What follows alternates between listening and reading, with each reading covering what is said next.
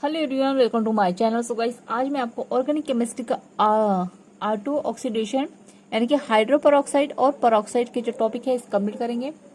So most time topic है guys, हमेशा exam में आते रहता है, तो इसको अच्छे से कंप्लीट करके जाना है आपको एग्जाम में। और चैनल पर नए है तो प्लीज चैनल को सब्सक्राइब कर लीजिएगा, ठीक है। और अपने फ्रेंड के साथ जरूर शेयर कीजिएगा, क्योंकि एक बहुत ही ज्यादा इंपॉर्टेंट है आप लोगों के लिए। हिंदी इंग्लिश में मिक्स में हमेशा अपलोड करती रहती हूँ। और अगर आपको एमएससी केमिस्ट्री और सेमेस्टर के नोट्स परचेस करना है तो उसके लिए भी आप मुझे व्हाट्सएप पे मैसेज कर सकते हैं। डिस्क्रिप्शन में व्हाट्सएप नंबर शेयर कर दूंगी। तो चलिए वीडियो को स्टार्ट करते हैं। तो क्या है आगे देखते हैं।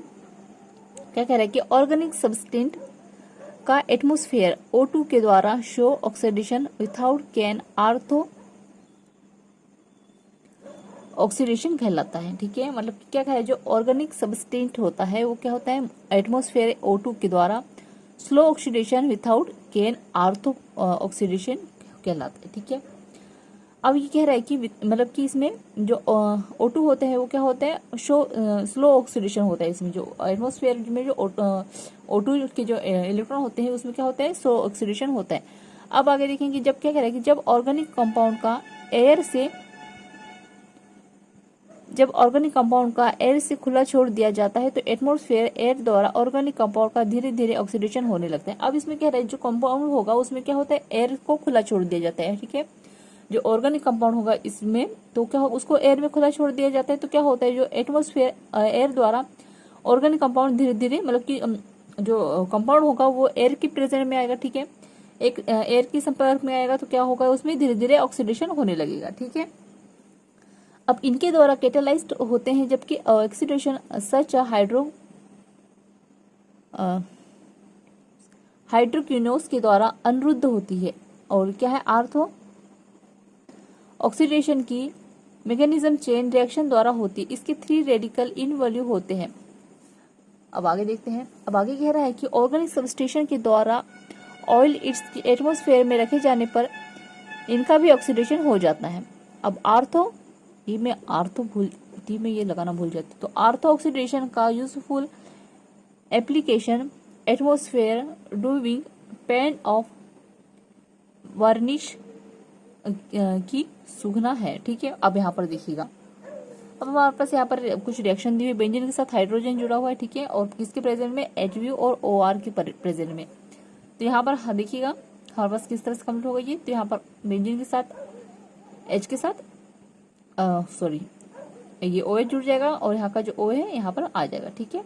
अब इस तरह से यहाँ पर देखिएगा हमारे पास है डबल बेंजीन जुड़े हुए हैं, इसके प्रेजेंट में O2 और HB की। तो यहाँ पर क्या होगा, हमारे पास इस तरह से डबल बेंजीन बनेगी और यहाँ पर ऑक्सीडेंट के साथ OH जुड़ा होगा, ठीक है।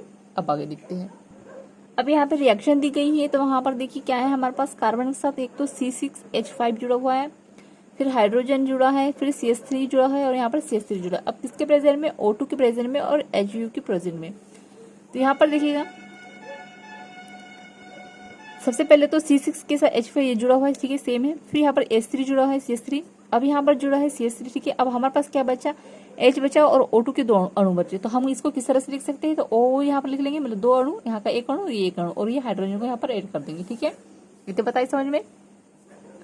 अब डी ऑक्सीजन इट्स सेल्फ किसी भी ऑर्गेनिक कंपाउंड से हाइड्रोजन एग्जिट नहीं करता, ठीक है। किंतु यदि चेन इनिटेटिव स्टेप में अमाउंट में फ्री रेडिकल प्रोड्यूस होते हैं तो ये मॉलिक्यूलर ऑक्सीजन O2 के साथ रिएक्ट होकर H2O2 निर्माण करता है। इस प्रकार चेन रिएक्शन का इनिशिएशन होता है। तो यहाँ पर देखिएगा, अब यहाँ पर क्या कह रहा है कि हमारे पास क्या है, R है और यहाँ पर क्या है, 2 लोन पेयर हमारे पास प्रेजेंट है, प्लस है O2 जुड़ा है। अब इसकी रिएक्शन होगी तो देखिएगा R1 यहाँ पर जुड़ा हुआ है, ठीक है।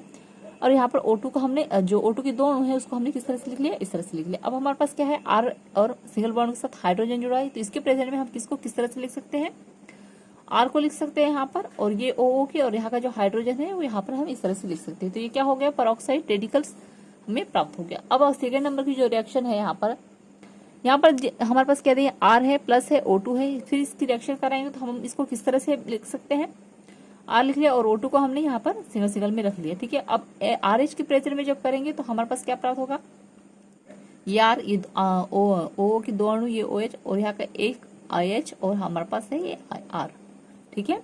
इस तरह से ये हाइड्रो पेरोक्साइड हमें प्राप्त हो जाएगा। ठीक है, अब चलिए, अब एग्जाम्पल के तौर पे हमारे पास दिया है यहाँ पर साइक्लोहेक्सिन। तो साइक्लोहेक्सिन क्या है, बेंजीन के साथ डबल बॉन्ड जुड़ा है और प्लस O2 जुड़ा है। तो हम इसको किस तरह से लिख सकते हैं, यहाँ पर हमें पेंटा सिंगल OH यहाँ पर ग्रुप जुड़ा होगा। ठीक है, अब दूसरी रिएक्शन देखेंगे यहाँ पर, तो है क्या है हमारे पास R1 है प्लस O2 की रिएक्शन होगी। तो हम किसको लिख सकते हैं यहाँ पर, R और हम O2 को, तो दो अणु को हम इस तरह से लिख सकते हैं। और यहाँ पर बेंजीन है हमारे साथ, बेंजीन के साथ हाइड्रोजन जुड़ा हुआ है और यहाँ पर क्या है ROOH।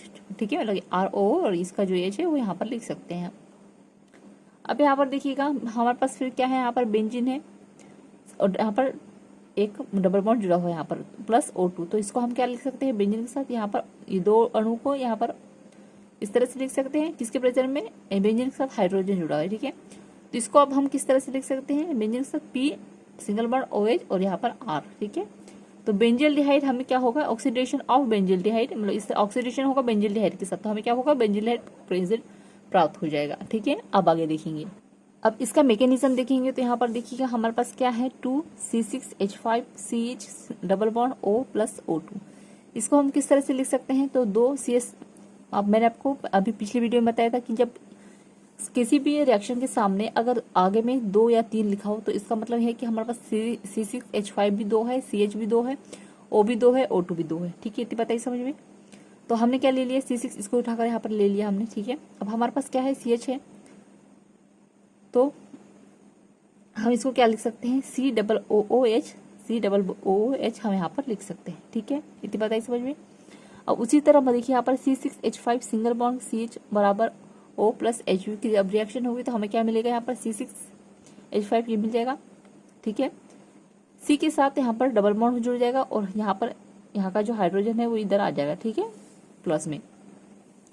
अब यहाँ पर देखिएगा हमारे पास क्या है, C6 है, H5 है, सिंगल बॉन्ड है, फिर कार्बन के साथ ऑक्सीजन डबल बॉन्ड के साथ ऑक्सीजन प्लस O2 जुड़ा हुआ है। तो यहाँ पर देखिएगा हम इसको किस तरह से लिख सकते हैं, सेम है, C6H5 इतना लिख लिया हमने, ये इसको यहाँ पर उठा कर लिया और यहाँ के दो अणु है जो है उसको हमने अलग अलग लिख लिया। ठीक है, सिंगल बॉन्ड के साथ ऐड करके।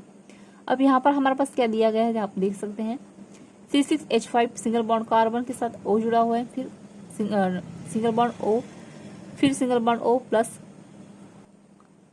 C6H5 single bond C double bond O, फिर हाइड्रोजन। तो इसको हम किस तरह से लिख सकते हैं, तो C6H5 लिख लिया यहाँ पर, ये लिख लिया। ठीक है, अब उसके बाद में हमारा O ये आ गया, फिर C6H5 ये यहाँ पर आ गया और बाकी का जो होगा ये हाइड्रोजन आ जाएगा और यहाँ का जो O है ये इस तरह से जुड़ जाएगा। ठीक है, तो ये क्या होगा, इंटरमीडिएट हो जाएगा। अब हाँ आगे देखिए, अब हमारे पास आगे क्या है, 2C6H5 सिंगल बॉन्ड कार्बन के साथ डबल बॉन्ड के साथ ऑक्सीजन जुड़ा है, फिर सिंगल बॉन्ड है, फिर ऑक्सीजन है, फिर प्लस है 2H है। तो हमने इतनी चीज यहाँ पर उतार ली, इसको भी हमने यहाँ पर उतार ली। अब हमारे पास क्या है 2OH है, तो इसको हमने यहाँ पर OH लिख लिया। ठीक है, अब क्या कह रहे हैं कि benzylic alkyl and tertiary alkene derivative का एटमॉस्फेयर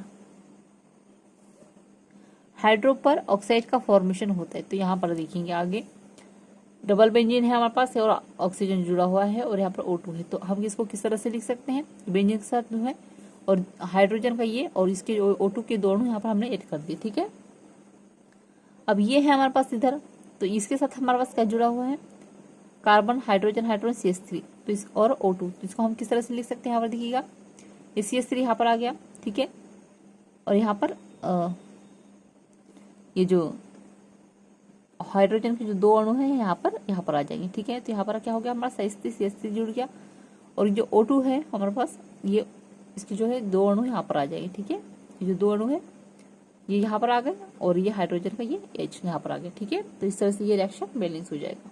अब आगे देखते हैं, अब अल्फा H कॉन्टेनिंग ईथर का आसानी से जोड़ा जाता है क्योंकि O2 मॉलिक्यूल का सिग्मा पोजीशन पर आसानी से अटैक हो जाता है। अब यहाँ पर देखिएगा, अब हमारे पास क्या है, R है, O है, कार्बन है, सिंगल बॉन्ड है, प्लस है, O2 है और हाइड्रोजन जुड़ो। इसको आप किस तरह से बैलेंस करेंगे, तो देखिएगा ये R का R लिख लिया हमने, ये O का O लिख लिया, यहाँ पर कार्बन जुड़ गया। अब हमारे पास क्या चीज बचा है, दो हाइड्रोजन है और O2 है। तो हाइड्रोजन को तो हमने यहाँ पे ले लिया। ठीक है, और दो O2 जो है इसको हमने अलग अलग लिख लिया यहाँ पर। ठीक है, इस तरह से बैलेंस हो जाएगा। अब आगे देखिएगा, अब हाइड्रोजन परऑक्साइड आगे डिकम्पोज होकर रेडिकल जनरेट कर कहते हैं, जो न्यू चेन रिएक्शन स्टार्ट कर सकते हैं। तो यहाँ पर इसको हम किस तरह से लिख सकते हैं, यहाँ पर देखिएगा आर है सिंगल बॉन्ड ओ के साथ जुड़ा है और यहाँ पर हाइड्रोजन जुड़ा है, तो इसमें क्या हो जाएगा, ये दोनों को हो जाएगा और यहाँ पर सिंगल बॉन्ड की जगह क्या आ जाएगा, प्लस आ जाएगा और ये अलग हो जाएगा। अब इन दोनों के बीच में हाँ प्लस है तो इधर आके क्या हो जाएगा, माइनस हो जाएगा। और यहाँ पर देखिएगा क्या है, ये अलग है थोड़ा, तो ROOH प्लस आर, तो ये आर का आर हो गया, ये OH यहाँ पर जुड़ जाएगा एक साथ में। और अब हमारे पास क्या बचा, O बचा और R बचा, तो O और R ये इधर आ जाएगा और यहाँ पर जब आ जाएगा तो इसके बीच में क्या आ जाएगा, प्लस आ जाएगा। ठीक है, अब आगे देखते हैं। अब क्या है कि ऑर्गेनिक कंपाउंड के एनऑक्साइड कंपाउंड जनरली एंटीऑक्सीडेंट के द्वारा इनवाइट अवरुद्ध किया जाता है। यूजली से कंपाउंड फिनॉल अथवा पाई एमिनोस होते हैं जो चेन के रिंग को आगे बढ़ने रेडिकल को नष्ट कर देते हैं। अब यहाँ पर देखिएगा जो रिएक्शन है हमारे पास क्या है, R है, O है प्लस है AH है। अब इसको हम बैलेंस करेंगे तो ROO, ठीक है। अब ये OH यहाँ पर जुड़ जाएगा और प्लस में क्या आ जाएगा, यहाँ पर A आ जाएगा। ठीक है, तो क्या है, ये एंटीऑक्सीडेंट हो जाएगा। ठीक है, अब आगे देखते हैं। अब क्या करें, ए एप्सिलॉन रिजोनेंस द्वारा स्टेरिलाइज्ड हो जाता है, जो कि रिलैक्सी अन स्पेसीज।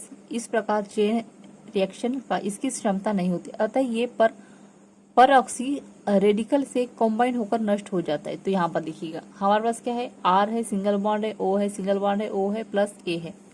इसको हमने किस तरह से लिखा, R single bond O single bond O single bond A। ठीक है, तो ये क्या हो गया, ये A और यहाँ पर ये A। ठीक है, इस तरह से ये जुड़ जाएगा। फिर आगे देखते हैं, फॉर्मेशन ऑफ परऑक्साइड देखते हैं। तो परऑक्साइड ग्रुप यानी कि R single bond O single bond O एक ऑर्गेनिक कंपाउंड में हाइड्रो परऑक्साइड को क्यूप्रस क्लोराइड अथवा ऑर्थो कैटेलाइज्ड जैसे कोबाल्ट एंड मैग्नीज साल्ट में ट्रीटमेंट द्वारा इंट्रोड्यूस किया जाए एंड परऑक्सी ग्रुप की वर्ली हाई यील्ड प्राप्त की जा सकता है। इस रिएक्शन में mainly benzylic alkyl tertiary alkyl group replaced किया जा सकता है। तो यहाँ पर लिखिएगा आगे। अब हमारे पास मान लीजिए क्या है, R है, O है, OH है, किसकी प्रेजेंट में हम रिएक्शन करा रहे हैं, CuCl की प्रेजेंट में। तो हमारे पास क्या प्राप्त होगा यहाँ पर, RCOO। ठीक है, यहाँ से क्या हो जाएगा, हाइड्रोजन कट जाएगा। अब यहाँ पर आगे देखते हैं। अब है R है, H है plus R single bond O single bond O। तो इसको हम किस तरह से लिख सकते हैं, तो R का ये R हो गया, हाइड्रोजन और ऑक्सीजन हम मिला लेंगे यहाँ से एक, तो ये हो गया, सॉरी फिर से बताती हूँ। हमारे पास क्या है, 2 R है, एक हाइड्रोजन है और 2 O2 के है। तो हमारा R को हमने क्या लिख लिया, यहाँ पर R लिख लिया और इस R को हमने यहाँ पर ले लिया। अब हमारे पास क्या बचा, हाइड्रोजन बचा और ऑक्सीजन के 2 अणु बचे।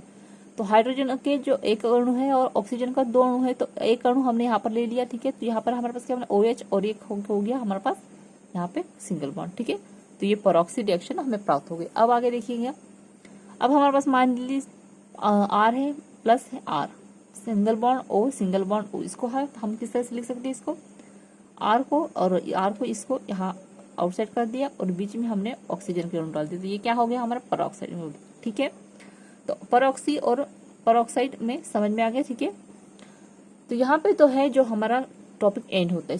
सो आई होप आपको ये नोट्स जरूर समझ में आ गए होंगे। सो प्लीज चैनल को लाइक सब्सक्राइब कर दीजिएगा, साथ ही बेल आइकन प्रेस कर दीजिएगा और कमेंट में जरूर बताइएगा आपको ये नोट्स कैसे लगे। और MSc केमिस्ट्री ऑल सेमेस्टर के नोट्स परचेस करने के लिए आप मुझे व्हाट्सएप पे मैसेज कर सकते हैं, डिस्क्रिप्शन में व्हाट्सएप नंबर शेयर कर दूंगी। Thank you.